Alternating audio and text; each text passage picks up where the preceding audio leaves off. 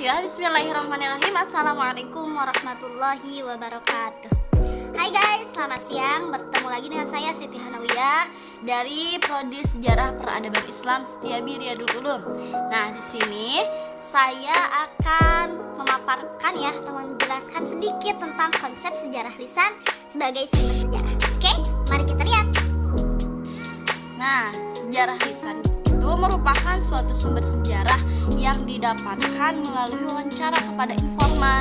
Nah, yang mana informan tersebut adalah pelaku atau saksi sejarah itu sendiri. Jadi dia juga mengalami ataupun melihat sejarah atau suatu kejadian mereka itu mengalami. Nah, itu bisa disebut dengan sebagai informan gitu.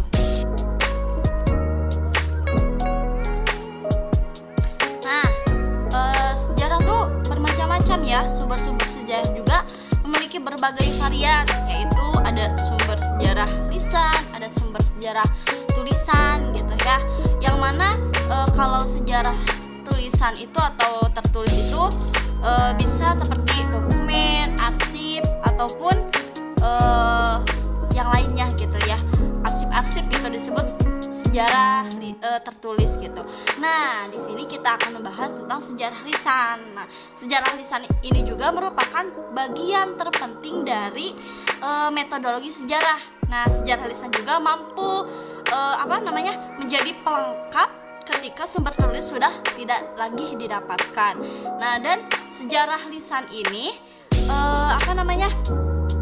sejarah lisan ini bagian dari sejarah tulisan, karena gak bakalan ada sejarah tulisan kalau memang sejarah lisannya juga tidak ada gitu kan. Sejarah juga paling pertama kan diobrolin dulu gitu kan, sebelum ditulis itu pasti ada diobrolin gitu secara lisannya dulu. Nah, sejarah lisan merupakan salah satu dari sumber sejarah. Mengapa? Nah, karena sejarah lisan ini dapat digunakan sebagai penulisan sejarah, yang mana sejarah lisan ini dibedakan dengan tradisi lisan. Ada tradisi lisan dan ada juga sejarah lisan, yang mana tradisi lisan itu sangat berbeda jauh artinya dengan sejarah lisan gitu. Nah, tradisi lisan itu mempunyai arti cerita rakyat yang diungkapkan melalui lisan dan dikembangkan secara beruntun juga melalui lisan gitu. Jadi lisan ke lisan gitu. Jadi dari omongan satu ke omongan yang satu lagi gitu.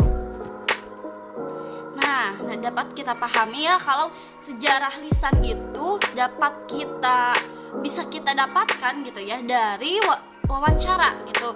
Kenapa dari wawancara? Karena kalau memang bukan dari wawancara itu namanya sejarah tulisan. Nah, sejarah lisan itu dari wawancara, yang mana kita itu mewawancarai orang yang yang pernah mengalami ataupun menyaksikan sejarah tersebut gitu, yang mana hal tersebut itu bisa orang tersebut itu dikatakan sebagai informan atau sebagai pembawa informasi gitu. Jadi kalau memang kita mau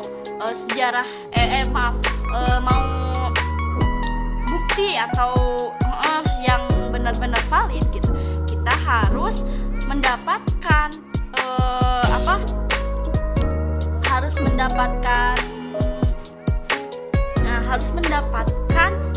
sesuatu informan atau orang membawa informasi itu yang benar-benar menyaksikan kejadian tersebut. Nah, itu bisa menjadi bukti sejarah lisan yang kuat atau sebagai primer gitu, sejarah lisan primer. Oke, terima kasih. Segitu saja dari saya. Maaf bila banyak kesalahan dari kata ataupun begitu. Terima kasih guys. Assalamualaikum warahmatullahi wabarakatuh.